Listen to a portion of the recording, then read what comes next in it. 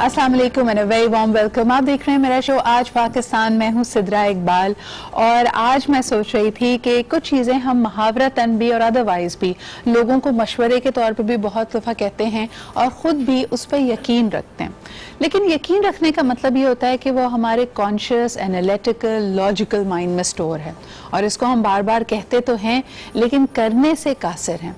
अब ऐसे ही एक बात जो हमें मैंने पर्सनली फील की कि जब हम लोगों को कहते हैं कि जी एंजाइटी, खौफ या कोई भी किसी भी तरह की परेशानी बेसिकली तब होती है या तो आप माजी के बारे में सोच रहे हों या मुस्तकबिल के बारे में परेशान हो। अगर आप इस प्रेजेंट मोमेंट में आ जाएं तो फिर तो कोई डरने की बात ही नहीं है, लेकिन it is just not done. Over the weekend I was listening to this amazing speaker. अगर आपने इनको नहीं सुना है तो ज़रूर गूगल हिम और सर्च हिम ऑन यूट्यूब। इनका नाम है जी Joe Dispenza. He is one of the foremost people when it comes to mindfulness और मैनिफेस्टेशन के बारे में। यानी अगर अपनी ज़िंदगी को उस तरह जीना है जो आपका असल हक है और आपके ख्वाब हैं तो आप क्या कुछ कर सकते हैं। सो ही टॉक्स अबाउट कि किस तरह लोग अपने एक्सपीरियंसेस की वजह से, ट्रॉमा की वजह से एक जगह फंस कर रह जाते हैं और अगर ऐसा हो तो फिर उनकी पूरी जिंदगी रिटन ऑफ है। फिर आप उनको बेहतरीन मौके भी दे दें, अपॉर्चुनिटीज भी दे दें और वो सर जोड़ के उस पर कोशिश भी कर लें, फिर भी वो अपना आने वाला कल बदल नहीं सकते। And he has this amazing वे जिसकी वजह से आप प्रिडिक्ट कर सकते हैं कि इंसान कितना आगे जाएगा और इसका तरीका बड़ा आसान है। ये बात करते हैं कि अगर आप ट्रॉमा में फंस गए हैं तो जिस तरह आप सुबह उठते हैं तो फौरी तौर पे जहां से कहानी रुकी थी, जहां आपने पॉज का बटन दबा के नींद ली थी, वहीं से कहानी दोबारा शुरू होती है। तो अगर आप वही थॉट्स, वही इमोशंस बार बार सोच रहे हैं, फील कर रहे हैं, तो आप एक तरह से वहां पे फंस गए हैं। मिसाल के तौर पे post traumatic stress disorder PTSD जब कहा जाता है कि किसी के साथ कोई तल्ख तजुर्बा हो, कोई चोरी हो जाए, कोई हरासा करने वाला वाकया हो जाए। वाकया एक दफा होता है लेकिन उसके बाद क्योंकि आप उस फीलिंग में, उस इमोशन में, उस अपने रिएक्शन में फंस जाते हैं तो आप उसको बार बार रीलिव करते हैं। इनके कहने के मुताबिक जिस भी चीज में आपके जज्बात बहुत ज्यादा हाइटेंड होंगे, जब आपके इमोशंस बहुत स्ट्रांग होते हैं तो दिमाग एक तस्वीर लेता है उस वक्त की। यानी मिसाल के तौर पे आपसे कहा जाए कि अपनी सबसे फेवरेट मेमोरी को रिविजिट कीजिए। हो सकता है वो बचपन की कोई सालगिरह हो या आपने कोई इम्तिहान में फर्स्ट पोजीशन ली हो, घर आए हो तो सबने आपको बहुत अच्छे से डील किया हो।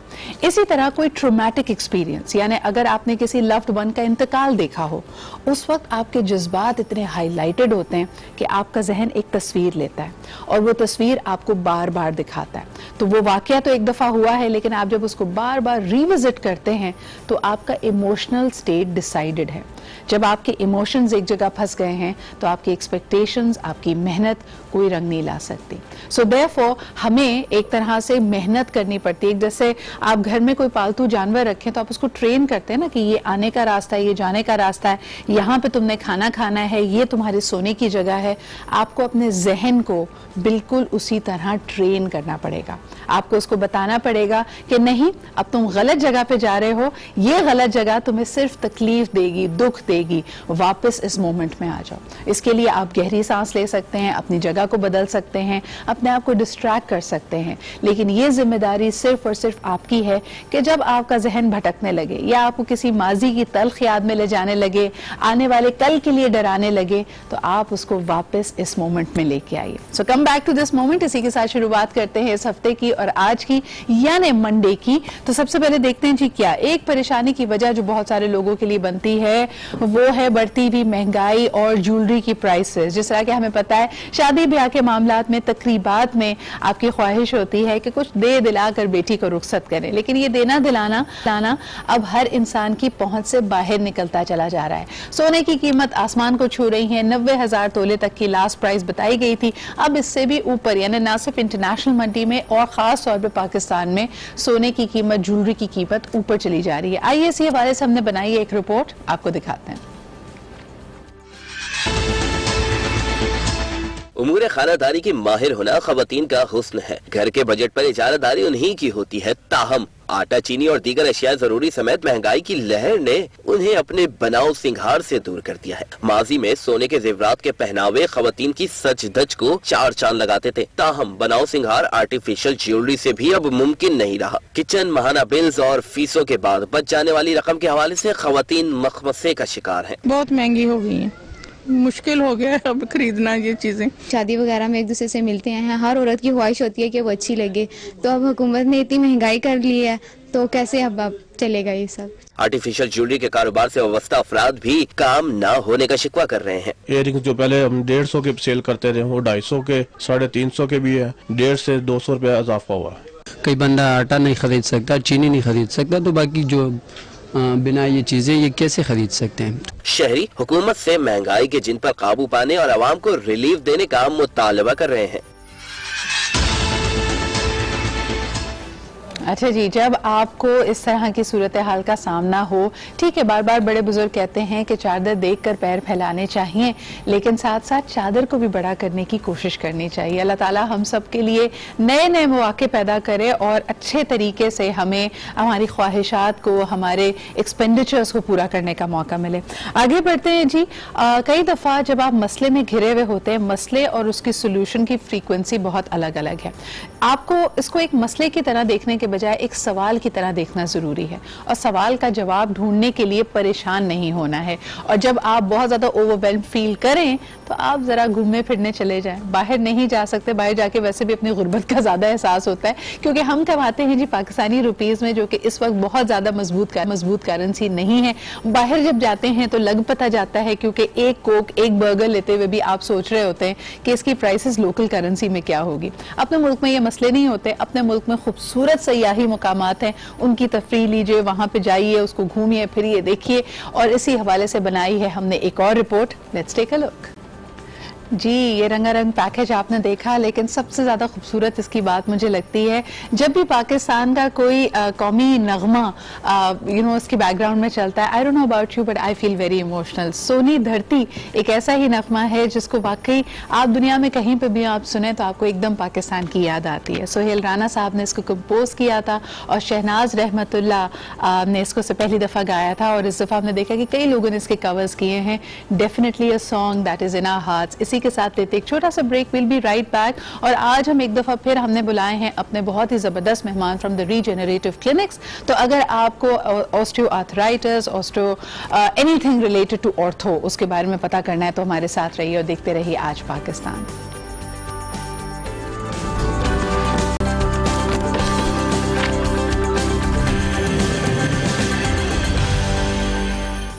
And welcome back. आप देख रहे हैं आज पाकिस्तान। जिस तरह कि मैंने आपको ब्रेक से पहले बताया था, आज एक दफ़ा फिर हमारे साथ मौजूद हैं some of the world's best when it comes to the orthopaedic particular area, और ख़ास तौर पे क्योंकि आपका बहुत इसमें इंटरेस्ट रहता है, बहुत सारे सवालात भेजते हैं।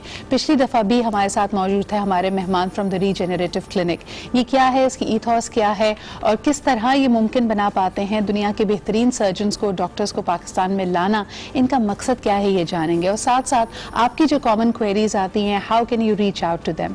We are always grateful to people who try to bring the world's best expertise to Pakistan. आपको याद होगा कि पहले कहा जाता था कि ब्रेन ड्रेन हो रहा है पाकिस्तान से, जो बेहतरीन ब्रेन्स हैं वो बाहर चले जाते हैं। But we must see this as brain gain, because जो ये एक्सपीरियंस बाहर हासिल करते हैं, जो वर्ल्ड क्लास ट्रेनिंग्स उनकी होती हैं, इनकी कोशिश होती है कि वही प्रोफेशनल एक्सीलेंस को पाकिस्तान में लाया जाए। तो आज हमारे साथ मौजूद है the team from the regenerative clinics, and of course आपकी पहले भी मुलाकात हो चुकी है। जो नए मेहमान हैं उनसे भी आपका तारुफ कराती हूँ। हमारे साथ मौजूद हैं डॉक्टर नीमा हैदरी, आप ही के साथ तशरीफ रखते हैं doctor Ali Noorani, we also have with us doctor Shoaib Sheikh, and last but definitely not the least, we have Dr. Rax Khaka with us. Assalamu alaikum and good morning to all of you. Good morning. It's such a pleasure to have you back here. The two gentlemen have been on my show earlier. So Dr. Ali Noorani, you're back after a few weeks and you told me that this is a regular practice. तो अगर मेरे viewers के लिए, because last time एक overwhelming response हमारे पास आया था, there were so many queries, आपका regenerative clinic है कहाँ पे and how can people get in touch और इसका मकसद क्या है, जरा मेरे viewers को बताइए। Assalamu alaikum, and thank you again for inviting us, and thank you for inviting my colleagues as well. It's a real pleasure to be here. So our regenerative clinic, we are based in London. That's where our head office is. But we also have facilities in Karachi as well. So I work with Dr. Shohab Sheikh in Karachi. But हमारी जो team आती है England से, we come quite often, and we provide the services to all our patients here as well. Currently, we are doing our public work for free at JPMC, which is Jinnah Postgraduate Medical Center, where we provide services to patients who are zakat eligible, and we provide the same services to our patients who are affording as well in South City Hospital as well as Altamash Hospital. Doctor साहब, आपने जैसे कहा कि there are 3 basic areas जिस पे focus है regenerative clinic का and to bring this to Pakistan. एक आपने कहा education, training and of course the clinical excellence. तो एजुकेशन की जब बात की जाती है, is this only for the practising doctors and professionals, या हम यहाँ पे जो पेशेंट्स हैं और उनकी फैमिलीज हैं उनकी एजुकेशन की भी बात कर रहे हैं? ये एजुकेशन सबके लिए है जी. हमारा जो कंसंट्रेशन है कि we educate the doctors in this country because we prefer this trickle down effect. So what we have is, if you educate the doctors into the latest techniques, good clinical practices, then we know that if we are doing the same thing in England as well, that we know that if you train the doctors, then they will be able to look after the patients in this country better. We will never be able to reach everybody here, right. But we'll definitely be able to reach 100 doctors and then 1,000 doctors, and if they then have their own practices, then it will benefit the whole population. It's a common observation, and I'd like to sort of probe on it and understand what is the insight there. Dr. Eema, lately a lot of young people believe that, you know, initially they used to think that anything relating to bones and joints is an old person's health condition. But now we see more and more young people suffering from it. Is it because of our lifestyle? Is it because of our diet? Is it something genetic? What's your observation? Thank you very much for inviting us onto the show. It's a real honor and pleasure to be here. I think all of the above. Problems of the musculoskeletal system are incredibly common. 1 in 7 people in the UK have problems to do with bones and joints and arthritis. Of those, 40% of the problems are mostly around the knee. It is the largest joint in the body. It is the most hard-working joint in the body. Therefore, we see a lot of people who have problems there. It's something to do with genetics. Arthritis does run in families, but there is also the fact that we are becoming slightly more sedentary. People are not exercising as much. Exercise is very important for the health of the joints. We are becoming a little bit more overweight. That is also causing problems with the joints. So I think if you do have problems, it's important to access knowledge and help early on. There are many things that can be corrected, because if you leave it too long, then you may only be able to have surgery. But right. if you sort of attack these problems early enough, there are many other techniques that we can use I mean, to try and that's help. another area I particularly wanted to build upon. Thank you so much for bringing that up, Dr. Neema. शौब साहब, आम तौर पे लोग समझते हैं और घबराते हैं डॉक्टर के पास आने से कि अगर हमने कंप्लेन किया कि हमारे घुटनों में तकलीफ है तो या तो इंजेक्शन लग जाएगा या फिर सर्जरी हो जाएगी.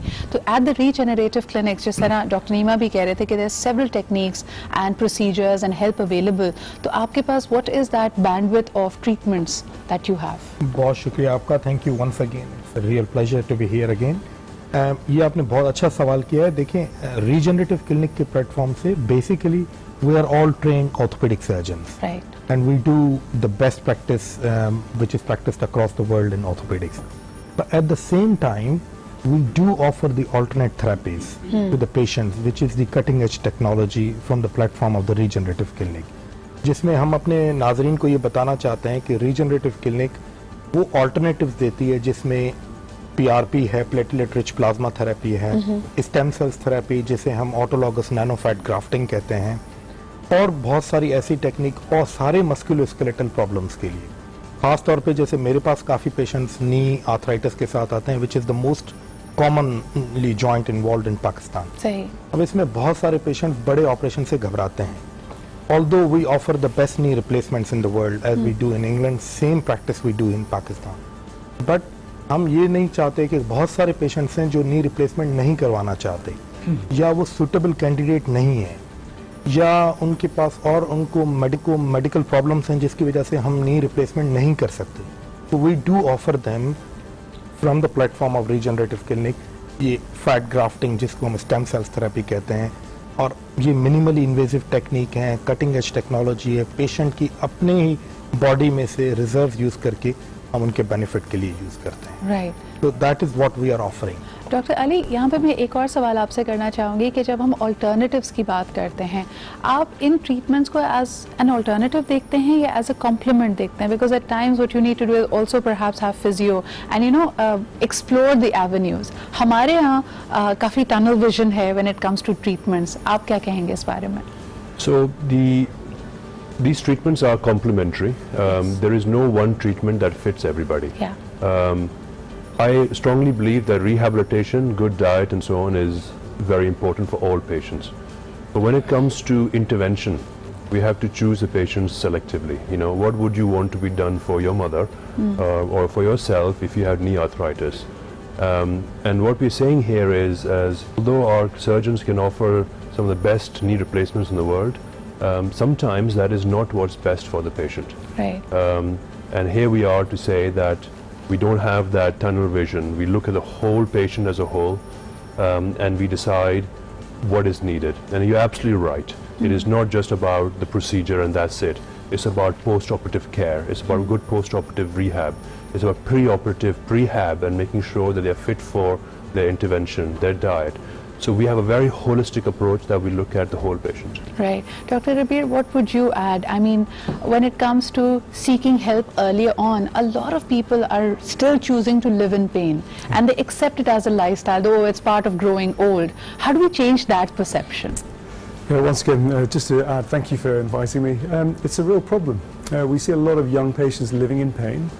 And as we were saying earlier, the population as a whole is generally suffering with arthritis. Rates of arthritis, if you look at the National Joint Registry, suggest that younger people are undergoing joint replacement surgery. And we know that if you're a young patient and you're having a joint replacement, the outcomes are not so good. Now, we know total knee replacements is a good operation in the right patient, but in a young, fit, active person who, particularly in this population, where it's really important to be able to pray, sit down, enjoy your meal with your family.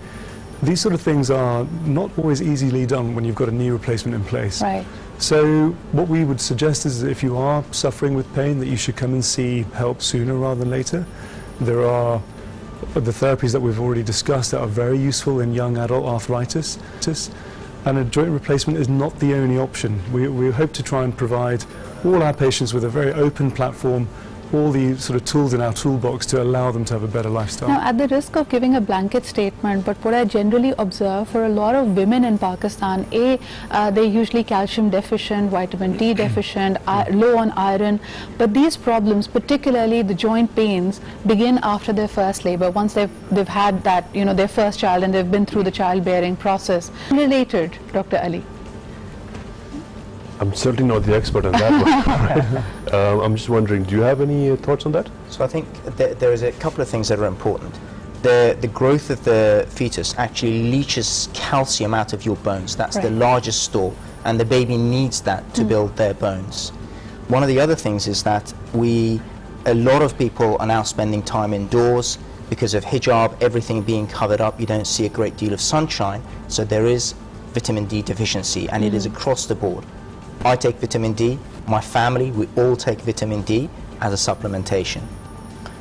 The other thing is that the process of pregnancy itself, it loosens some of the ligaments. Right. The hormonal changes in pregnancy, they loosen ligaments. And the added weight of the child also brings about excess load on the joints. Right. So it's actually quite normal to have lots of aches and pains, back pain, pain around the pelvis, pain in the knees, for women after childbirth. And it never really goes away for a lot of women. Shoaib साहब, आप कुछ कहना चाहेंगे इस बारे में?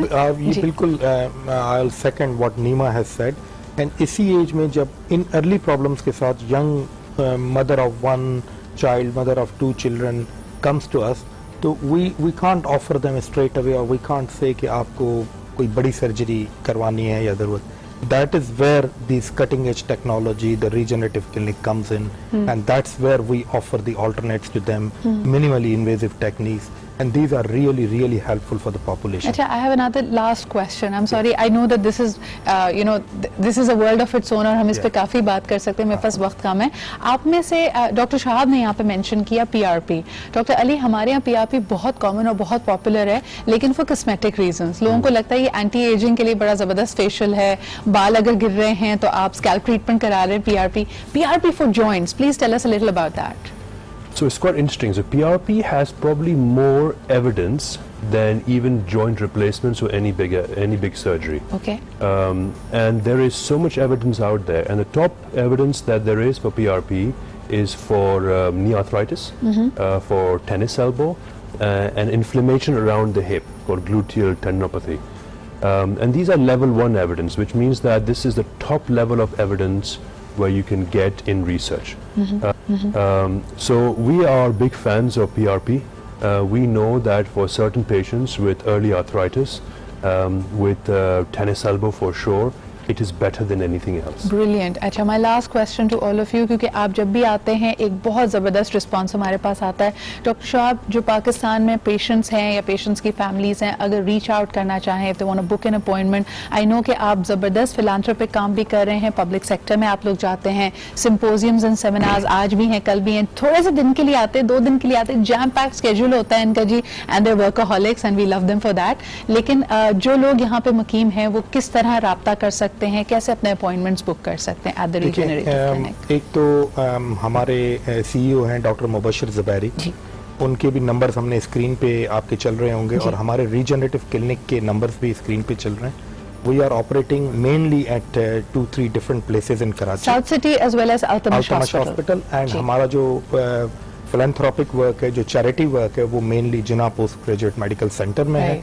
और उसके अलावा whenever these Mr. Nima has been here for a few times, Ali regularly comes, Rags has been here first time, but he'll be keep visiting he's a specialist knee and sports injury surgeon.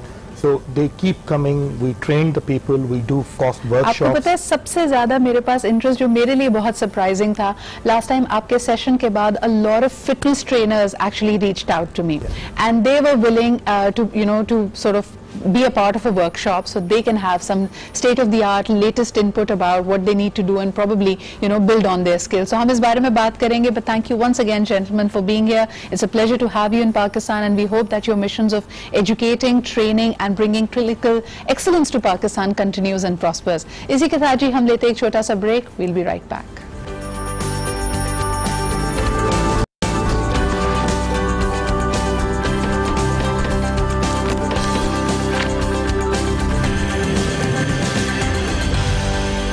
Welcome back after the break. हमारा regular segment जिसमें हमारे साथ मौजूद होते हैं my dear friend and senior analyst and journalist Hasan Khawar, और उनसे हम जानते हैं लेटेस्ट गवर्नेंस रिलेटेड और पॉलिटिकल डेवलपमेंट्स के बारे में उनका तज्जिया. अस्सलाम वालेकुम and welcome to the show Hasan. जी अस्सलाम वालेकुम सिद्रा, गुड मॉर्निंग. अहसान, सबसे पहले यहाँ पे सवाल करना चाहूंगी कि लाहौर में मौजूद थे वजीर आजम इमरान खान साहब, बहुत बरहम हुए और उन्होंने कहा कि ऑर्गेनाइज माफिया तब्दीली को आने से रोक रहा है, उसको फोरस्टॉल कर रहा है. और इससे पहले भी जो खबरें आ रही थी कि उनके इत्तेहादी खुसूसन MQM और PMLQ उनसे नाराज है, इस पे उन्होंने तवज्जो दिलाई. उन्होंने कहा कि CM पंजाब को तो बिल्कुल नहीं हटाया जाएगा क्योंकि उनके पास इमरान खान साहब हैं, लेकिन बाकी डायरेक्टिव्स उन्होंने जरूर दिए कि लोगों की जो नाराजगियां हैं, बरहमी है, उसको दूर किया जाए. आप कैसे देख रहे हैं इस विजिट को और इन बयानात को?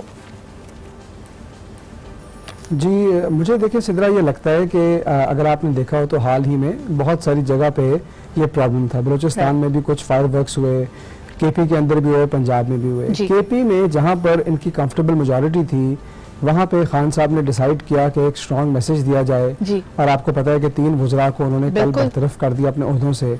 और पंजाब के अंदर जहाँ के एक कोलिशन गवर्नमेंट थी, मेरे ख्याल में कि ज़रा सियासी समझबूझ का मुजाहरा किया गया है, मैसेजिंग की गई है स्ट्रॉन्ग नोट के ऊपर, लेकिन साथ ही साथ ब्यूरोक्रेसी को हिदायत की गई है कि इनके मसाइल का आप हल भी करें. और मेरे ख्याल में ये काफ़ी हद तक सियासत भी है, लेकिन आपको पता है कि लोगों का गिला भी है बुज़दार साहब से. और उसके बाद बुज़दार साहब के बाद जब आपने देखा कि ब्यूरोक्रेसी का नया सेटअप आया, तो सियासतदानों को ये लगता है कि उनकी बात नहीं सुनी जा रही, उनके कहने पे पोस्टिंग, ट्रांसफ़र, थाना कचहरी, डेवलपमेंट स्कीमें ये काम नहीं हो रहे, तो जाहिर है कि उन्होंने नाराज़ होना। ये हमारी सियासत के बुनियादी जुज़्व हैं पाकिस्तान की सियासत। सही सही, लेकिन इसके साथ साथ जो डायरेक्टिव उन्होंने दिया है जी विलेज काउंसिल इलेक्शंस का कि उसको जल्द से जल्द कराया जाए, आप क्या समझते हैं? Since you also been a part of the civil service Hasan, ये जो खलीज पैदा होता जा रहा है between the elected members and the bureaucracy, इसको खत्म करने के लिए क्या मौसर इकदाम लिए जा सकते हैं? जी देखिए, अगर तो आपने छोड़ी पॉलिटिकल लोगों के ऊपर बिल्कुल गवर्नमेंट, जो कि पहले इमरान खान साहब ने किया, तो आपने देखा कि पोस्टिंग, ट्रांसफ़र, रेपुटेशन लॉस वो तो हुआ। जब आप बिल्कुल ब्यूरोक्रेसी के हाथ में छोड़ते हैं और अच्छे अफसर लगाते हैं, तो वो बिल्कुल सियासी लोगों को उस प्रोसेस से एक्सक्लूड कर देते हैं और एक डिसीजन लेते हैं। इसका हल ये है कि आप एक स्ट्रॉन्ग वज़ीर-ए-आला लेके आए जो कि दोनों साइड की बातों को समझता हो, लेकिन उसकी स्किन इन द गेम भी हो और उसको पता हो कि मैंने अपना ब्रांड भी बिल्ड करना है, और सिर्फ वही ये बैलेंस ड्रॉ कर सकता है कि कहाँ पे मैंने लाइन ड्रॉ करनी है, कहाँ पे सियासी लोगों को कुछ देना है और कहाँ पे मैंने मेरिट को अपहोल्ड करना है। और वो जो वैक्यूम हमें नज़र आता है उस्मान बुज़दार साहब की हुकूमत में, उसको फिल किए बगैर ये बैलेंस है ड्रॉ हो नहीं सकेगा। Hasan, 10 years of Shahbaz Sharif as the chief minister of Punjab, and then सारे लोग यही बात कर रहे थे कि too big shoes to fill for Sardar Buzdar, और ये उनके लिए एक बिल्ट इन डिसएडवांटेज है। अब इतने यानी 1 साल गुजर जाने के बाद, 1.5 साल गुजर जाने के बाद आप उनकी परफॉर्मेंस को कैसे देखते हैं? क्या आपको लगता है कि वो ये रोल फुलफिल कर पाएंगे? देखिए, बात यह है कि ये बिल्कुल आपकी बात सही है कि लोगों ने उनसे कंपैरिजन करना शुरू कर दिया। लोग ये नहीं समझते कि शहबाज शरीफ साहब जब चीफ मिनिस्टर थे तो वो पार्टी की शॉट्स भी कॉल करते थे, वो बड़े एम्पावर्ड थे, उनका बड़ा भाई वज़ीर आज़म था।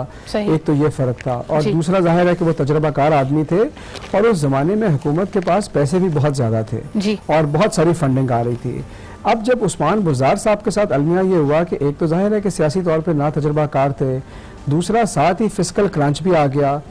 मेरे ख्याल में उस्मान बुज़दार साहब को ये चाहिए था कि इस सूरत हाल में गवर्नेंस इंप्रूव करने की बात करते, रिस्पॉन्सिवनेस करते, जहाँ कोई मसला होता वहाँ पहुँचते, वहाँ पे ही कुड डू इट। और मेरे ख्याल में ये जो एक जी हसन, एक आम तासुर ये है जितने लोगों ने वो बड़ा एक हाईली प्रोडक्टिव टाइम देखा, बहुत सारे मेगा प्रोजेक्ट्स चल रहे थे, पावर प्लांट्स लग रहे थे, तो लोगों को लगता है कि बड़ी सुस्ती आ गई है, स्टैंड स्टिल पे चीज़ें, उस तरह मूवमेंट नहीं हो रही है। लेकिन दूसरी तरफ हम ये भी देखते हैं कि ट्रांसपेरेंसी इंटरनेशनल की जो रिपोर्ट आई उसको रद्द किया गया है। एक तरफ एक परसेप्शन जिसको मेरे ख्याल में सेल करके, जिसके बारे में बात करके PTI हुकूमत में आई है कि जी गुज़िश्ता हुकूमत बहुत ज़्यादा करप्ट थी, करप्शन की वजह से मुल्क का ये हाल हुआ है, और अब ट्रांसपेरेंसी इंटरनेशनल की रिपोर्ट का ये पॉइंट आउट करना कि पाकिस्तान मजीद 3 रैंक्स नीचे गिर गया है और अब हुकूमत का उसको पूरी तरह से रद्द कर देना। आप इन चीज़ों को कैसे देख रहे हैं? क्या आपको लगता है कि जो नारा था वो सिर्फ नारे की हद तक रह गया है या वाकई एहतसाब और ट्रांसपेरेंसी की तरफ जाएगा पाकिस्तान? जी देखें, बात कुछ ऐसी है कि ये जो आपने पहले रिपोर्ट की बात करते हैं, रिपोर्ट के बाद में जो हुकूमत का रिस्पांस आया, उन्होंने कहा कि ट्रांसपेरेंसी इंटरनेशनल के अपने बहुत सारे एजेंडाज हैं वेस्टेड, और उनको क्वेश्चन किया। मेरे ख्याल में ये मुनासिब रिस्पांस नहीं था, उनको उस डेटा को देखना चाहिए था। मैं आपको बड़ा मुख्तसर ये बता दूं कि ट्रांसपेरेंसी इंटरनेशनल के 13 डेटा सोर्सेज हैं पाकिस्तान के केस में, उनमें से सिर्फ 8 अवेलेबल हैं। उन 8 में से सिर्फ 4 ऐसे सोर्सेज थे जिन्होंने वो डेटा लिया जो इमरान खान साहब की हुकूमत के दौर का था। उन 4 में से 2 में एक्चुअली पाकिस्तान का स्कोर थोड़ा सा बढ़ा, 1 में थोड़ा सा कम हुआ, और सिर्फ एक ऐसा इंडिकेटर था जिसमें इनकी हुकूमत की परफॉर्मेंस पे बात भी हुई, डेटा भी पिछले साल का था और परफॉर्मेंस नीचे भी गिरी। और ये डेटा आया 2 कंट्री एक्सपर्ट से, ये है BFTI उसे कहते हैं, वो एक इंडेक्स है। तो एक तो उसको क्वेश्चन करने के और भी तरीके थे, लेकिन जो आपका दूसरा सवाल है कि इनकी जो बात थी करप्शन के खिलाफ, क्या ये नारा बन के रह गई है? तो देखिए, इन लोगों ने काम तो किए, इन्होंने टास्क फोर्स बनाई, एसेट रिकवरी यूनिट बनाया, FBR को काम पे लगाया, विसल ब्लोइंग एक्ट लेके आए, तो बहुत सारे स्टेप्स लिए गए, लेकिन मेरे ख्याल में उन्होंने वो रिजल्ट्स प्रोड्यूस नहीं किए जो इनका ख्याल था वो करेंगे। और जो results produce, sorry to interrupt you Hasan, जो रिजल्ट्स प्रोड्यूस किए भी, क्योंकि मुझे लगता है कि ये बहरहाल उनकी एक अचीवमेंट है कि आपने करंट अकाउंट डेफिसिट को कर्टेल किया, उसको कम किया है और बड़े अच्छे मार्जिन से किया। लेकिन सवाल ये पैदा होता है कि ये कॉमन बंदे का मसला है और उसका जो ट्रिकल डाउन इफेक्ट मिसाल के तौर पर छोटे ताजरों पे या फिर आपके जो एक्सपोर्टर्स हैं या people who are directly in business हैं उन पे जो आ रहा है, क्या वो खुशाइन भी है इन द शॉर्ट टर्म? दूसरा सवाल आपसे ये करना चाहूंगी हसन कि हमने इस रिपोर्ट की रैंकिंग को इतना पर्सनल क्यों लिया? आपने बिल्कुल सही कहा कि काउंटर करने के कई और तरीके थे, लेकिन इस रिपोर्ट को मैं देख रही थी कई और ममालिक की जो कारकर्दगी है उसमें बड़ा शार्प डिक्लाइन आया है, जिसमें दो बड़े ममालिक की अगर बात की जाए, ऑस्ट्रेलिया और कनाडा की रैंकिंग बहुत बुरी तरह गिरी है। फिर जो कि हमारे ट्रांजिट ट्रेड पार्टनर्स भी हैं, अगर आप रैंकिंग और ट्रांसपेरेंसी के हवाले से बात करें, अफगानिस्तान को सिर्फ 16 नंबर मिले, हम अपने 32 नंबर को रो रहे थे कि हमारा रैंक 32 पे, यानी 32 मार्क्स आउट ऑफ 100 हमें मिले। क्या कहेंगे आप कि हमने इसको इतना दिल पे क्यों ले लिया? हमने दिल पे इसलिए लिया कि हमने पिछले कुछ सालों के अंदर नैरेटिव इकोनॉमिक्स की बुनियाद रखी जी। हमने एक पॉइंट इधर या एक पॉइंट उधर के ऊपर हर पार्टी ने शोर मचाया, पीटीआई ने खुद से काम शुरू किया, ट्विटर पे शोर मचा, तो वो जो है ना अब वापस घर को आ रहा है। क्योंकि देखिए अब जब आपकी 3 रैंक गिरे तो फैक्ट्स की तो बात इस मुल्क में नहीं होती ना, इस मुल्क में तो शोर मचता है। और ट्विटर के ऊपर अपोजिशन जमातों ने वो शोर मचाया कि हुकूमत मुझे लगता है अननर्व हो गई और उन्होंने फौरी तौर पर विदाउट रिसर्च ये एक रिस्पांस दिया। हालांकि इसका बहुत बेहतर रिश्ता था, लेकिन शायद उन्होंने उस पर काम नहीं किया, उस डेटा को देखे बगैर। तो this was the easiest response, जिसे कहते हैं ना कि if you don't like the message shoot the messenger, तो उन्होंने मैसेंजर को शूट कर दिया, उसको डिस्क्रेडिट करने की कोशिश की गई। हालांकि जो अच्छे बेहतर रैंकिंग वाले ममालिक थे, इसका हमने पहले भी आपसे जिक्र किया था कि Singapore has come out to be a clear winner. उन्होंने कहा कि जी उनके मार्क्स मेरे ख्याल में 84 आउट ऑफ 100 आए हैं। इसी तरह European countries are doing well, लेकिन बहुत सारे ममालिक में एक तो जो ग्लोबल रिसेशन है उसके बाद भी हमने देखा कि ट्रांसपेरेंसी इफेक्ट हुई है, लोगों ने शायद चोर रास्ते खोले हैं, बूट लेगिंग हुई है, what ever might be the scenario. आखिरी सवाल आपसे हसन, क्या आप समझते हैं कि माजी के वही जो आपने सियासी बयानात की तरफ इशारा किया उसने भी मामला खराब किया? क्योंकि एक क्लिप दोबारा से वायरल की गई कि जब पाकिस्तान की रैंकिंग बेहतर हुई थी, 170वें नंबर पे हम पहुंचे थे पिछली रिपोर्ट में, तो कहा गया कि जी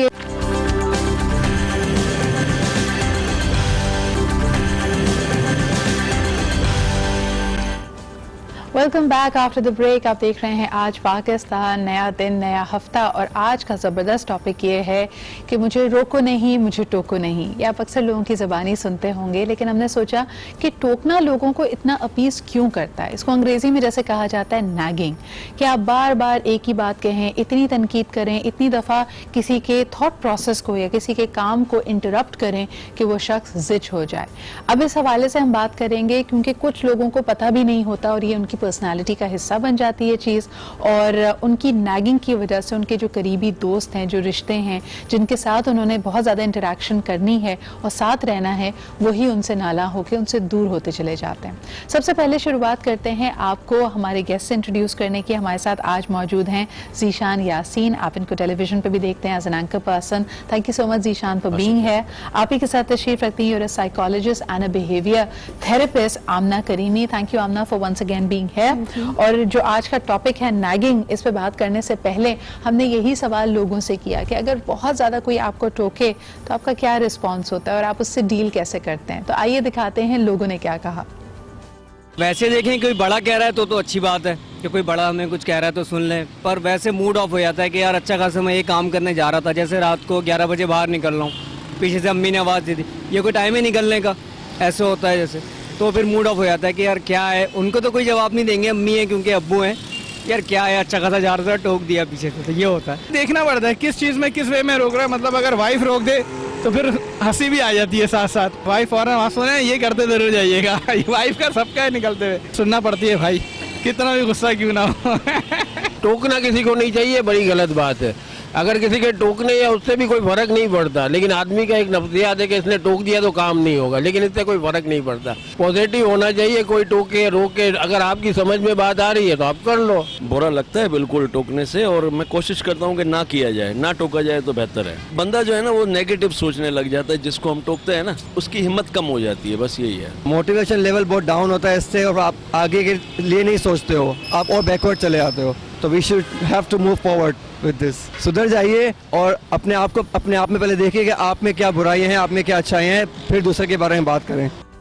टोकना किसी को भी पसंद नहीं है और कई लोगों का ये मानना है कि अगर टोक दिया, जैसे कहा जाता है ना कि जाते हुए को अगर पीछे से आवाज़ दे दी, आपने उसको टोक दिया तो बनता हुआ काम भी बिगड़ जाएगा। क्या आप इस पे बिलीव करते हैं? हमें बताइए। टेलीफोन नंबर्स आपके सामने हैं और अपने एक्सपीरियंसेस भी शेयर कीजिए। जब कोई टोक दे तो फिर उस वक्त गुस्सा कितना आता है और उसके बाद आप जवाब कैसे देखते हैं? क्या कई लड़ाइयों की वजह सिर्फ रोक टोक ही है? कैसी वजह से? अच्छी भली जो आप अच्छी गैदरिंग में बैठे होते हैं लेकिन जैसे कहते हैं ना, सबका मूड ऑफ हो गया और बात का बतंगड़ बन गया, क्या ये भी रोकने और टोकने की वजह से होता है? जीशान, आपका क्या एक्सपीरियंस है? आपको कौन टोकता है, रोकता सबसे ज्यादा? सिद्रा, असल में होता ही है हमारी सोसाइटी के अंदर अक्सर ये होता है कि जाहिर है क्योंकि हमारे यहाँ एक नॉर्म है कि जी बड़ों की रिस्पेक्ट करनी है, या आपसे जो बेहतर लोग हैं उनकी बात को आपने सर झुका के सुनना है। शायद बचपन से हम लोगों की तरबियत इस तरह से होती है, तो हम अक्सर ये होता है कि एक तो होता है कि आपको कोई गाइड कर रहा है, कोई आपकी इस्लाह करने की कोशिश कर रहा है and he really wants to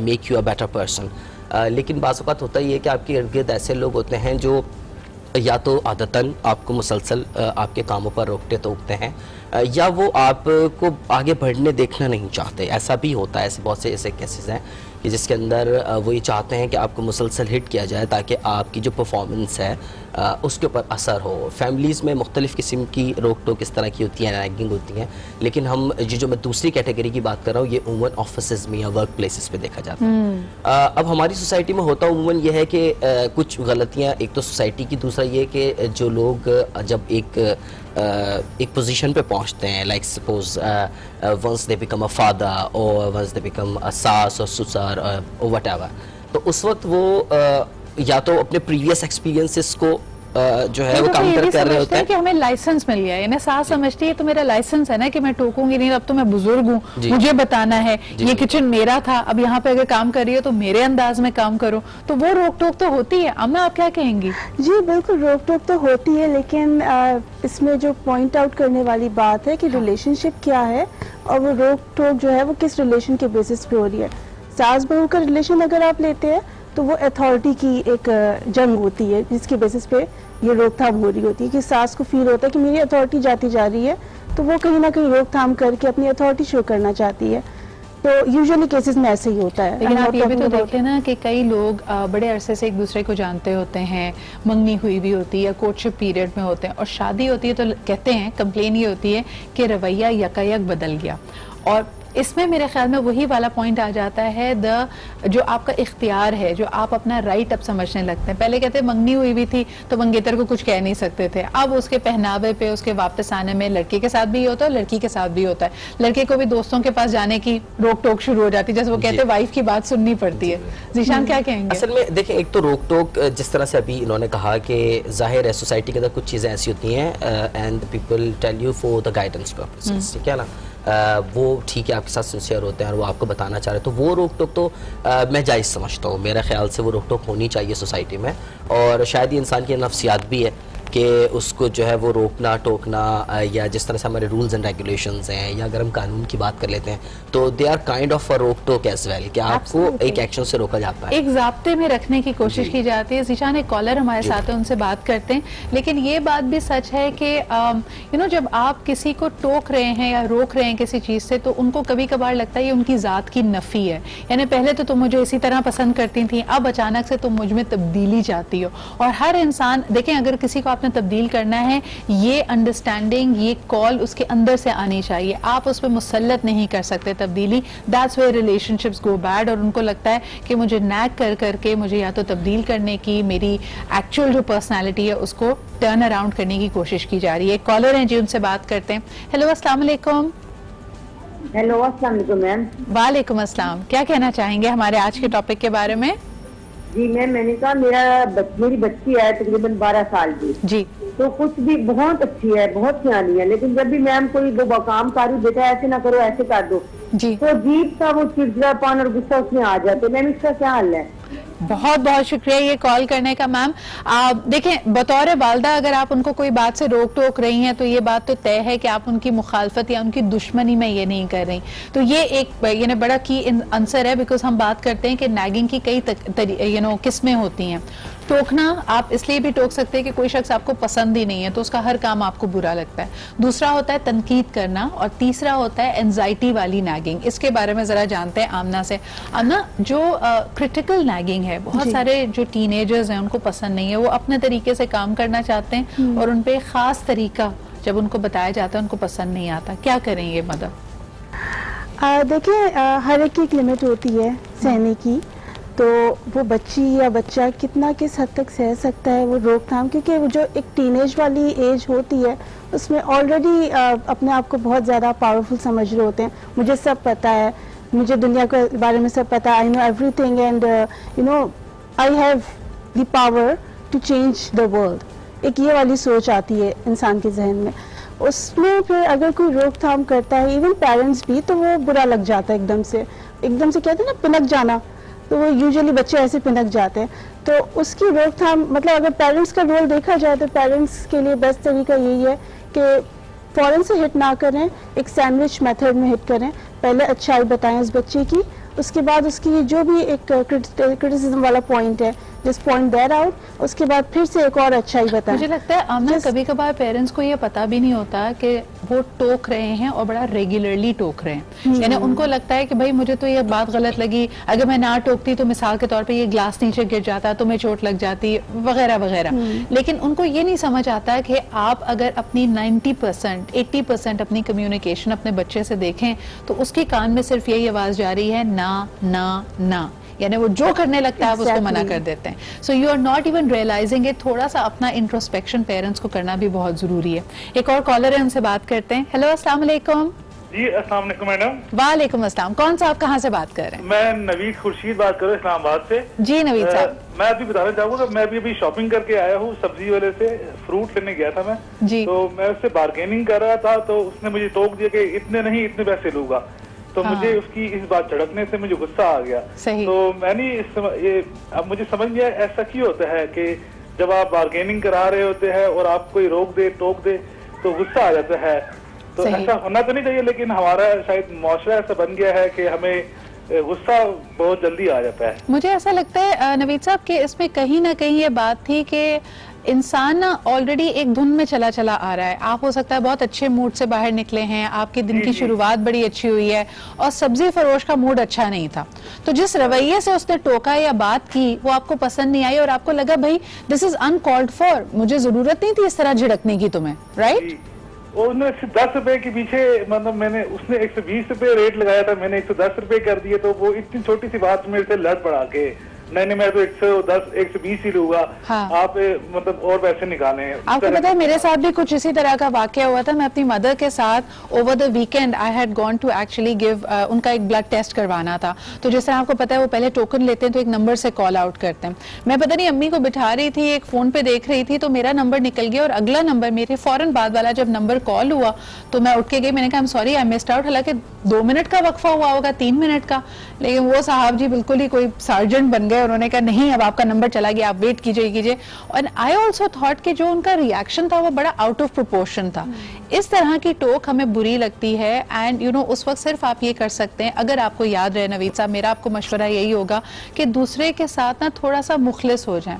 ये समझने की कोशिश करें कि शायद ये शख्स ऑलरेडी किसी परेशानी से आ रहा था, किसी बात पे घबराया हुआ था और उसने कहीं का गुस्सा आपकी तरफ निकाल दिया। आप बेशक ये डिजर्व नहीं करते थे लेकिन ऐसा हो जाता है। So let's try and be a little compassionate towards them. Thank you so much for that call. Zeeshan, इस पे आपसे भी बात करना चाहेंगे कि बिला वजह की जो टोक होती है, और चले ये तो इनसे जरा सा इंटरेक्शन हुआ, अलग हो गया, दूर हो गया, हो सकता है अगली दफा कहीं और से सब्जी लें, लेकिन घर वालों को नहीं आप छोड़ सकते। हाँ जी बिल्कुल, घर वालों को आप नहीं छोड़ सकते। कुछ रिलेशनशिप्स ऐसी होती हैं कि जिसके अंदर आपको बाय हुक और बाय क्रुक उनकी बात सुननी ही पड़ती है। हाँ, और उसके लिए आप अपनी चमड़ी को कैसे ढीठ बनाएं, इस पे हम बात करेंगे एक छोटे से ब्रेक के बाद। अभी बाज़ों का था हमारी सोसाइटी का और हमारी लाइफ का कितना इम्पोर्टेंट पार्ट ऐसे रहमत है। अभी कोई रोकने टोकने वाला तो है ना। आप अक्सर देखें फिर इमोशनल जो ब्लैकमेलिंग होती है पेरेंट्स की, वो कहते हैं ना जब हम नहीं होंगे तो यही याद करोगे। जी बिल्कुल। तो वो जॉन एलिया की गजल के मैं कुछ 2 शेर आपको सुनाना चाहता था कि खामोशी कह रही है कान में क्या, आ रहा है मेरे गुमान में क्या, अब मुझे कोई टोकता भी नहीं, यूं ही होता है खानदान में क्या। वाह, तो ये देखें रोकना टोकना। अच्छा, लेकिन इससे ना मुझे हमारा हाउस होल्ड और हमारे माशरे की एक और इंसाइट याद आई। अब ना हम अक्सर ना किसी को जिससे बहुत ज़्यादा मोहब्बत करते हैं, जिसका बहुत ज़्यादा ख्याल रखते हैं, हमें ना पॉजिटिव कंडीशनिंग सिखाई नहीं गई है। हमें ये नहीं बताया गया कि उससे बैठकर बात कैसे की जाए, उससे दिलजोई कैसे करें, उसके लिए पॉजिटिव चीज़ क्या करें।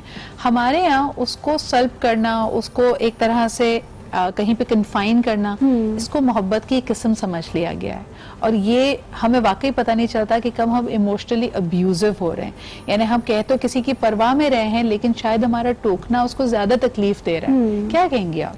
वी केयर फॉर समवन, इसीलिए हम कभी कभी रोकथाम करते हैं, लेकिन वही बात है कि बचपन से हमें सिखाया नहीं गया है कि आप पॉजिटिव जुमले किसी को बोलें। ये जो मैंने पहले बात की सैंडविच मेथड, क्रिटिसाइज करना भी है, पहले पॉजिटिव फिर क्रिटिसिज्म फिर पॉजिटिव, ताकि उसके ब्रेन में दो पॉजिटिव मैसेज के साथ एक उसका क्रिटिसिज्म जाएगा तो उसको पता चलेगा कि हाँ मेरे अंदर अच्छाइयाँ भी हैं। For example if I am saying you are looking good today, आपका मूड एकदम से अच्छा हो जाएगा। और उसकी वजह क्या है कि एक पॉजिटिव मैसेज मैंने दिया, आपके ब्रेन में पॉजिटिव वाइब्स गई हैं।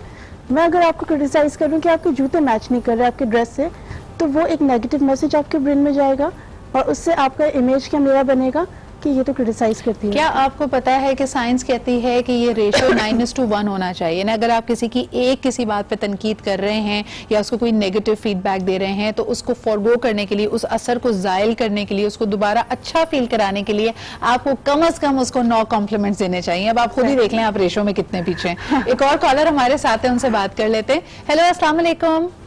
वालेकुम सलाम, सिद्रा अब्दुल वहाब बात कर रहे हैं इस्लामाबाद से। कैसी हैं आप? मैं बिल्कुल ठीक ठाक हूँ, आप सब आप कैसे हैं?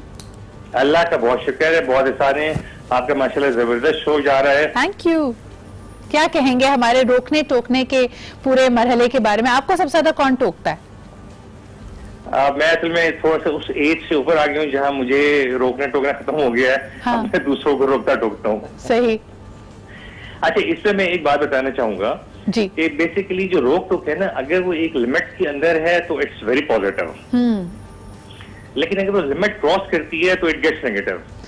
अब वो जो लिमिट के अंदर है ना, वो इतनी जरूरी है कि आजकल आपने ऑब्जर्व किया है, सबने ऑब्जर्व किया है कि हमारे यार खास तौर से जो यंग जनरेशन है वो क्वाइट इनडिसिप्लिन्ड और किसी तरह का रूटीन ना फॉलो करना, आधी आधी रात तक घर से बाहर रहना, सुबह देर से उठना, छुट्टी के दिन में 2-2, 3-3 बजे तक सोते रहना जी। तो अब अगर रोका टोका ना जाए, बताया ना जाए, तो मतलब हम फिर दूसरे अल्फाज में अपनी जिम्मेदारियों से उदावरा नहीं हो रहे। बिल्कुल सही कह रहे हैं, लेकिन बिल्कुल आपने जिस तरह जैसे मेस्लोज हायरार्की ऑफ नीड्स में देखें, सबसे बॉटम रंग पे होता है the need of belong, second उस पे होता है द नीड ऑफ बिलोंगिंग। यानी अगर आप किसी कम्युनिटी से, किसी फैमिली से बिलोंग करते हैं तो उसके कायदे कवानीन होते हैं जो सेट करने पड़ते हैं। लेकिन बाप साहब, आपसे ये सवाल करना चाहूंगी, जैसे आपने खुद कहा कि उम्र के उस हिस्से में जब आप दूसरों को रोकते टोकते हैं, इसके बाद वाला हिस्सा फिर दोबारा से वही आ जाएगा जब आपके बच्चे जो आपसे छोटे हैं वो जब अपने बड़ों को रोकने टोकने लगते हैं या बताने लगते हैं। अक्सर हमारी सोसाइटी में बुजुर्ग अफराद इसको पॉजिटिवली नहीं ले पाते या इससे एक तरह से they can not come to terms with it. आप इस बारे में क्या कहेंगे? देखिए, बेसिकली दिस ऑल डिपेंड्स कि आपने अपने बच्चों को किस तरह से परवान चढ़ाया है और आपके अपने घर का क्या माहौल रहा है। सही। तमाम उन घरानों में जहाँ बड़ों की इज्जत की जाती है और उनको ड्यू रिस्पेक्ट दी जाती है, तो यूजुअली देखा ये गया है कि जब उस घर में वो बड़े उस एज लिमिट में दाखिल होते हैं तो वो रोकते टोकते हैं बहुत डिसेंट तरीके से, बहुत शाइस्तगी से और तहजीब के साथ, सही, कि उनको बुरा भी ना लगे। और वो माशाल्लाह उन बड़ों में भी इतनी अहलियत होती है कि वो उस चीज को, वो सिग्नल को कैच कर पाते हैं। बिल्कुल सही। चक्कर ये आता है कि वो जो थोड़े रफ एंड टफ टाइप के लोग होते हैं, ऐसे घराने जहाँ पे शुरू से ना बड़ों को इज्जत दी जाती है, ना छोटों से ड्यू शफकत से के साथ पेश आया जाता है, तो वो जो रफ माहौल होता है ना, उसकी असल में मेजॉरिटी आजकल पैदावार वही है कि जहाँ पे भी बुजुर्ग अफराद हैं तो वहाँ पे नौजवान तबका। Very important point, thank you so much Wahab साहब फॉर मेकिंग दैट क्लियर कि ये आपकी अपनी तरबियत और अपने घर के माहौल पे डिपेंड करता है। लेकिन जीशान, हमने अक्सर देखा है जैसे बच्चे जवान हो जाते हैं तो वो जो अथॉरिटी होती है वो बेटन उनके हाथ में चली जाती है, फिर वो डिसाइड करते हैं कि किन खानदान वालों से मिलना है, किसके साथ क्या लेन देन करनी है। अक्सर आप देखें बुजुर्ग अफराद अपनी मर्जी से अपनी बहन को या भाई को एक तोहफा भी नहीं दे सकते, उनको टोक दिया जाता है या रोक दिया जाता है। आप क्या कहेंगे इस फिनोमेना के बारे में? जिस तरह अब्दुल वहाब साहब ने कहा कि वो उम्र से आप निकल जाते हैं और फिर उसके बाद आपकी वो वक्त आ जाता है कि जब आप रोकते टोकते हैं, तो उस तक भी आपको अंदाज़ा होता है कि सोसाइटी के अंदर इस चीज़ की कितनी इंपॉर्टेंस है। अच्छा, जहाँ तक बात आती है, जिस तरह से अभी आमना भी कह रही थी कि आप इस तरह से डिलीवर करें चीज़ों को कि वो पॉजिटिव वाइब्स के साथ आपको जाएँ, और वहाब साहब ने ये भी बड़ी इंपॉर्टेंट बात की है कि अगर आप रोकते टोकते नहीं हैं या उन्हें अच्छा बुरा नहीं बता रहे होते तो बेसिकली आप अपनी ज़िम्मेदारी भी पूरी नहीं कर रहे होते सोसाइटी की। और उमूमन उस सूरत में जिस तरफ आपने पॉइंट आउट किया है कि जी बच्चे बड़े होते हैं तो फिर उसके बाद वो इन चीज़ों को जो है वो ज़्यादा फील करने लगते हैं, तो उसकी वजह भी शायद ये हो सकती है कि चूँकि आपने या तो उनको बहुत ज़्यादा रोका टोका है या आपने उनको बिल्कुल ही नहीं रोका टोका। तो बाज़ औक़ात आपका रेशो ख़राब था तो आपने ये दिन देखा। जी बिल्कुल बिल्कुल सही। आमना जी, कई चीज़ों में आप रोकने टोकने वाले पे उसको कुछ पलट के कह नहीं सकते, या तो उसकी अथॉरिटी ज़्यादा है या घर में उसका रुतबा ज़्यादा है। आपकी वालदा हो सकती हैं, आपकी दादी हो सकती हैं, आपकी सास हो सकती हैं। ख़वातीन वैसे भी हमारे यहाँ शुरू, अगर आप अर्ली एजेस उनकी देखें, उनमें इतना कॉन्फिडेंस नहीं होता कि वो दूसरे को रोक सकें या अपनी बाउंड्री सेट कर सकें, फिर वो अंदर ही अंदर कुड़ती रहती हैं। अक्सर लोग कहते हैं ना, किसी ने रोका टोका तो मैंने जवाब नहीं दिया, लेकिन उस चीज़ को मैं काफ़ी देर तक कैरी करती रही अपने साथ, कभी हफ्तों, कभी महीनों, कभी साल भी। क्या कहेंगी उन खवातीन को जो रोकने टोकने से अफेक्ट तो होती हैं लेकिन कुछ कह नहीं पाती? देखिए, सबसे पहली चीज़ अफेक्ट हो क्यों रही है, आप अपने आप को एक तो इतना इंडिपेंडेंट और स्ट्रॉन्ग कर लें कि आपके ऊपर से कोई चीज़ आए तो वो एक कान से सुन के दूसरे कान से निकाल लें। नहीं हो पा रहा, वो रिलेशन ऐसा है, बार बार नैगिंग हो रही है, ठीक है, अंडरस्टैंडेबल है ये चीज़। तो उसके लिए बेस्ट तरीका यही है कि अपने मूड को आप हर वक्त कोशिश करें कि एक पॉजिटिव रखें। आपके ऊपर नैगिंग आ भी रही है, रोकथाम आ भी रही है, अगर आपका मूड ज़रा सा भी नेगेटिव होगा वो दिमाग में चिपक जाती है बात। लेकिन बच्चों के मामले में अगर जैसे सास है या नानी है या दादी है बच्चे की बहुत ज़्यादा इंटरफेयर कर रही है, तो यंग मदर को क्या करना चाहिए? देखें, उसकी नींद ऑलरेडी पूरी नहीं हो रही, वो थकी हुई है, फिर बच्चे की जिम्मेदारी है, फिर ऊपर से एक नैगिंग फैक्टर आए तो आपका पूरा इमोशनल बैलेंस खराब हो जाता है। आप उसको ये देखें कि ये नैगिंग बच्चे के लिए पॉजिटिव है कि नेगेटिव है। हाँ। ठीक है, वो बार बार एक जुमला कह रही हैं, लेकिन उससे मेरे बच्चे का फायदा हो रहा है कि नहीं हो रहा? आप इस तरह से इस चीज को, आप नेगेटिव जुमलों को भी इन अदर वर्ड्स, जो आमना के कहने का मतलब है कि वो जो रोक टोक है उसको रीफ्रेम कर लें, रीफ्रेम कर लें। Exactly, right. तो एक और कॉलर हमारे साथ है, उनसे बात करते हैं। हेलो, अस्सलाम वालेकुम। वालेकुम, good morning Sidra Iqbal. Good morning Yaya, आप कैसे हैं? अल्हम्दुलिल्लाह, आपके दोनों मौजूद मेहमानों को सलाम हो। लेकिन सिद्रा, हम आपको किसी भी दूसरी से नहीं रोकते टोकते। हाँ। और आपकी गोया हमेशा जारी सारी रखे। Thank you so much Yaya. लेकिन आपको कौन रोकता टोकता है, ये भी तो बताइए। देखिए, मेरे फादर मुझे रोकते थे, लेकिन मेरे फादर मुझे इरिटेट नहीं करते थे। मैं कहता हूँ रोकना बुरी बात नहीं है, लेकिन अंदाज रोकने का, टोकने का एक अंदाज होता है, उससे आप किसी के जज्बात को ठेस लगाए बगैर रोक सकते हैं। आपका बच्चा हो, आपका कोई भी हो, इरिटेशन जब होती है अब कंटिन्यूस आप पीछे लग जाते हैं, बार बार यानी मिनट पे रोकते टोकते। आपने एक दफा कह दिया इनफ, आप उसको बार बार रिपीट नहीं। जो रोकने का जो कॉन्सेप्ट है वो ये कि आप यकीनन रोकें। आपको पता होना चाहिए किस चीज से रोकना है, किस चीज से रोकना है। मेरा जो मानना ये है कि देखिए, आप इरिटेट नहीं कर सकते किसी को, आप पिन पॉइंट पर जाके बार बार उसकी मतलब उसकी लेकिन एक सवाल आपसे करना चाहती हूँ। एक बड़ा इंटरेस्टिंग कॉन्सेप्ट मेरे जहन में आया है। यंग पेरेंट्स, यानी जब पहली दफा कोई वालिद और वालदा बनते हैं तो लोग ये अस्यूम करते हैं कि माँ है ना, माँ को तो बच्चा संभालना आता ही होगा, और बेचारा जो न्यूली मेड फादर है वो जब अपने ही बच्चे को उठाता है तो उसको लोग इतना टोकते हैं, चाहे वो उसकी दादी हो, चाहे उसकी नानी हो, यहाँ तक कि अम्मा भी है ना, उसकी अपनी बीवी उसको टोक रही होती है। इवेंचुअली ऐसा लगता है कि वो आदमी केपेबल ही नहीं है एक बच्चे को उठाने और उसको लुक आफ्टर करने में।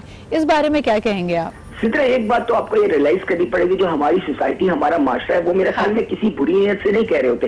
ये आपके अंदर अपना टॉलरेंस लेवल है, और आप अगर आप इस बात को बुरा समझ रहे हैं तो आप किसी मौसम तरीके से उनको समझा भी सकते हैं। समझाने में कोई हर्ज नहीं है, लेकिन ये अपने ऊपर डिपेंड करता है आप उसको लेते किस तरह। नहीं, लेकिन बहैसियत मर्द आपको गुस्सा नहीं आया कि आपकी बीवी आपको आपके ही बच्चे को उठाने में बार बार डांट रही हो कि नहीं, इस तरह नहीं उठा, उसकी गर्दन खराब हो जाएगी, बीवी को आपने उससे ज्यादा गुस्सा कर दिया। बात ये, लेकिन कुछ बुजुर्ग कहते हैं आप उनको नहीं कह सकते क्योंकि वो बड़े होते हैं, उनकी रिस्पेक्ट आपकी नजर में होती है। ये अपनी अपनी तरबियत, अपनी रियलाइजेशन की बात है। मैं तो सिर्फ एक मैसेज दूंगा, बच्चा हो, बीवी हो, कोई भी हो, आप उसको तमीज से रोके, इरिटेट नहीं कर रहे हैं उसको, इरिटेट करना। बहुत शुक्रिया कॉल करने के लिए, thank you so much for that.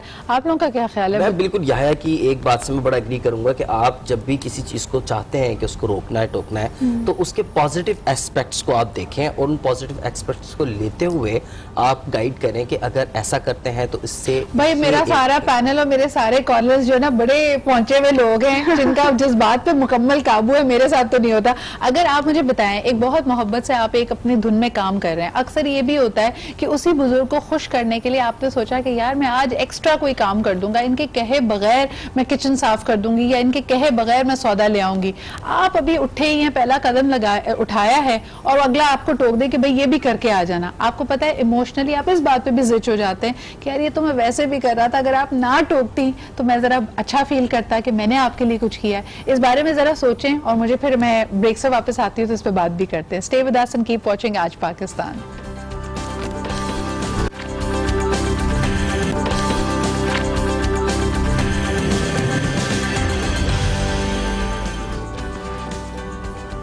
Welcome back जी। हर चीज़ में तवाज़ुन बहुत ज़रूरी है। रोकना टोकना हमारी माशरत का, हमारी सोसाइटी का एक बड़ा अहम पहलू है जिसके ज़रिए हम अपनी नई नस्ल की तरबियत करते हैं, उनको रिश्तों से आगाह करते हैं, उनको एहतराम करना सिखाते हैं।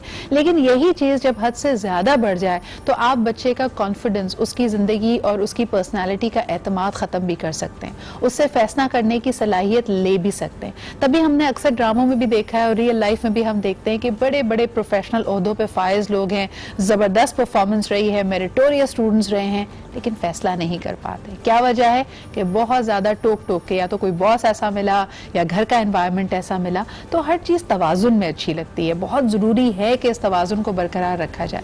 लेकिन अब आखिरी सेगमेंट में ये पूछना चाहेंगे कि अगर आप एक ऐसी सिचुएशन में फंसे हुए हैं जहां कोई शख्स आपका ये तवाजुन खराब कर रहा है, जिसके टोकने की वजह से आपका जहनी सुकून, आपका एतमाद, आपकी पर्सनालिटी को जंग लग रहा है, तो आप क्या करें? जीशान क्या मशवरा देंगे लोगों? अच्छा, वही बात हो जाती है कि बाज़ वक़्त आपको इस तरह की सिचुएशन वर्क प्लेस पे देखने को मिलती है और बाज़ वक़्त फैमिली में। तो वर्क प्लेस पे तो आपके पास ऑप्शंस होते हैं। वर्क प्लेस पे ये भी हो सकता है कि आप अपना प्रोफेशन चेंज करने की कोशिश करना शुरू कर दें। लेट्स सपोज अगर आपका बॉस इस तरह के बिहेवियर आपके साथ रखा हुआ है तो ज़ाहिर है आपके पास you have no other option. तो आप फिर ये कहते हैं कि या तो अपनी जॉब स्विच कर लेते हैं या फिर कुछ और सोल्यूशन निकालने की कोशिश करते हैं, क्योंकि ऑब्वियसली यू हैव सीन कि भाई मैं अपनी परफॉर्मेंस दे रहा हूँ, अपना काम कर रहा हूँ, but my boss is continuously trying to nag me. और बाज़ वक़्त आपके कॉलीग्स करें तो चलें, कॉलीग्स के मामले में तो आप फिर भी चलें थोड़ा बहुत कर सकते हैं सेटल डाउन के, ठीक है आप अवॉइड करें उनको या फिर आप उनकी बात को जो है वो कोशिश ये करें कि ज़्यादा उनके साथ इंटरेक्शन। जीशान मुश्किल सवाल करूं, चलो ये नौकरी वोकरी और रिश्ता तो अल्लाह के हाथ में चेंज हो जाएगा। अगर घर में इस तरह की चिक सास बहू के बीच में हो तो सोल्यूशन क्या है? अलग हो जाए? सास बहू के दरमियान अगर इस तरह के मामलात होते हैं तो कोशिश ये करना चाहिए कि आप जो है वो एक दरमियानी रास्ता निकालने की कोशिश करें हमेशा। जाहिर है क्योंकि दोनों रिश्ते ऐसे हैं कि ना आप इसके साथ ज्यादती कर सकते और ना उसके साथ ज्यादती कर सकते। वो भी किसी की बेटी है और आप भी उसके बेटे हैं, तो कोशिश ये करना चाहिए कि कोई वे आउट निकालें, बीच का रास्ता। और ऑब्वियसली ये माहौल बदलने से होता है। अगर आपने घर के माहौल को थोड़ा सा चेंज करने की कोशिश करें, कुछ थोड़ा बहुत समझाएं, मिसेस को समझाएं अगर कोई चीज़ आपको लगती है कि हाँ यहाँ पर मेरी वालदा ठीक है। एक छोटी छोटी मिसालें यहाँ पे दे सकते हैं। पॉइंट ऑफ कंटेंशन क्या है? अगर आपकी लड़ाई जैसे अक्सर देखा है किचन मैनेजमेंट पे हो रही है तो हमने जैसे पहला स्टेप ये हो सकता है किचन अलग अलग कर दें, है ना, पोर्शंस में बढ़ जाएं, अलग अलग कर दें, थोड़ा सा स्पेस, जैसे कहते हैं ना कि हर let there be togetherness in your spaces. यानी आपकी जो आपस की कंपेनियनशिप है उसमें भी थोड़े थोड़े फासले जरूरी भी होते हैं, ब्रीदिंग स्पेस मिलती है। अब ना आप क्या मशवरा देंगी कि अगर कोई बहुत ज्यादा नैग हो रहा हो और चले सास बहू को छोड़े हस्बैंड एंड वाइफ के बीच में बहुत सारे हस्बैंड्स बेचारे कह भी नहीं पाते, वाइफ्स बहुत ज्यादा नैग करती हैं, उनको क्या कहेंगे आप? देखिए अगर देखा जाए तो मैंने जो ऑब्जर्व किया है अपने माशरे में, तो हस्बैंड्स बाहर निकल जाते हैं, दोस्तों में चले जाते हैं, अपने उस इमोशन को उस जगह ट्रिगर होने से बचाने के लिए डिस्प्लेस कर लेते हैं, अपने आप को उस जगह से निकाल लेते हैं। ठीक है। रिवर्स रोल में देखा जाए, अगर हस्बैंड नैगिंग हो और वाइफ कहीं नहीं जा सकती, ऑब्वियसली ना वो फ्रेंड्स में बाहर जा सकती है, उसके ऊपर घर की जिम्मेदारियां हैं, तो वाइफ अंदर ही अंदर घुटती जाती है। हस्बैंड तो कहीं ना कहीं बाहर जाके निकाल लेता है उस चीज़ को, लेकिन वाइफ घुटती जाती है अंदर। उसको क्या करना चाहिए? उसके लिए बेस्ट स्ट्रेटेजी है कि जैसे अब वही बात है कि अपना फ्रेंड सर्कल बढ़ाए, अपने सपोर्ट ग्रुप्स को बढ़ाए, अपने रिश्तेदारों को या ऐसे फ्रेंड्स या कजन्स जो भी हैं या पेरेंट्स हैं उनके साथ बैठ के बातें करें, थोड़ा सा टाइम उनके साथ स्पेंड करें ताकि वो इमोशन उस वक्त से डिस्प्लेस हो जाए। रोक टोक अगर ज़्यादा होती है तो उसकी 5 असरात आपकी ज़िंदगी पे या आपके रिश्ते पे पड़ते हैं। सबसे पहले ये कि आर्ग्यूमेंट्स बहुत ज़्यादा बढ़ जाते हैं, आपस में लड़ाई झगड़े मुबाहिसे होने लगते हैं। दूसरा ये कि रिजेंटमेंट आ जाती है, आप दूसरे को सही नहीं समझते और उसके लिए आपके दिल में कड़वाहट जन्म लेती है।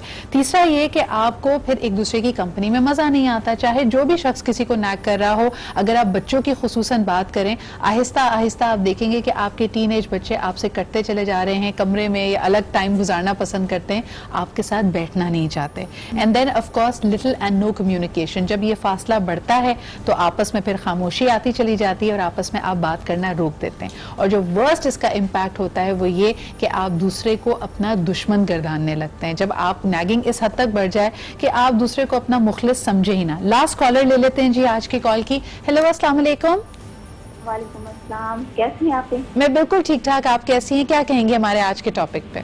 मैं आज ये कहना चाहूंगी, अभी आप बात बहुत अच्छी कर रहे थे, हस्बैंड वाइफ का जैसे रिलेशन है उसमें रोक टोक को वो अपना टूल भी कभी बना लेती हैं। बिल्कुल, आप ये काम ठीक नहीं करेंगे, ठीक नहीं हुआ, इसको दोबारा इस तरीके से किया जाए, वो मेंटली पोजीशन इस लेवल तक पहुंच जाती है कि वो डिप्रेशन में चला जाता है बंदा। सही, ये मेंटली असरात जब होते हैं तो फिर इसका कोई सोल्यूशन, इसका एक सोल्यूशन ये होता है इग्नोर, जो लेकिन वो आखिर कहीं ना कहीं जाके उसका लेवल खत्म तो होता ही है ना। तो आप क्या कहेंगे कि जब ये बड़ा मुसलसल सिलसिला बन जाए रोकने टोकने का, तो ये दूसरे की शख्सियत का हिस्सा समझकर इसको एक्सेप्ट कर लेना चाहिए, कबूल कर लेना चाहिए, या अपने लिए आवाज उठानी चाहिए? आप क्या कहेंगी? आवाज उठानी चाहिए। पहले तो देखिए ना, वो आवाज उठानी चाहिए। पहले तो हम उसको फेस करते हैं, समझते हैं कि चलो इनका है, लेकिन वो एक जब लिमिट एक क्रॉस हो जाती है वहाँ पे वो खत्म हो जाती है चीज। बिल्कुल बिल्कुल। और आपसे एक फरमाइश करने की कि आप जो है ना तौसीक हैदर जो है हमारे, उनको आप अपने पास गेस्ट बुलाएं। बड़ी जबरदस्त आपने बात की, लेकिन ऑक्यूपेशनल हैजर्ड है जी।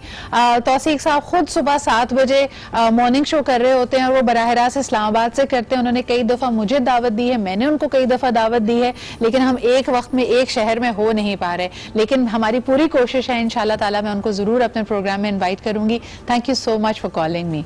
जी आमना, ये इन्होंने जो आखिरी में बात की, इसी पे ज़रा एंड करना चाहेंगे कि अपने लिए आवाज़ उठाएं और वो बाउंड्रीज बनाएं, तो कैसे बनाएं? यानी किस पॉइंट पे जाके आप कहें कि यार इस मामले में रोक टोक बर्दाश्त नहीं है? देखिए, सबसे इम्पोर्टेंट चीज हस्बैंड वाइफ रिलेशनशिप को लेते हैं कम्युनिकेशन। आप अपने हस्बैंड से, अपने स्पाउस से कम्युनिकेट करें कि ये चीज मुझे इरिटेट कर रही है, ठीक है? उस पर भी वो अगर नहीं सुधर रहा हो आपका स्पाउस, तो आप अपना बिहेवियर ऐसा चेंज कर लें। ठीक है, वो आपको क्रिटिसाइज करता है, नैग करता है, आप उसको एक अच्छे मेथड में पॉजिटिव वाइब्स के साथ आप भी उसको एक फीडबैक ऐसा ही दें।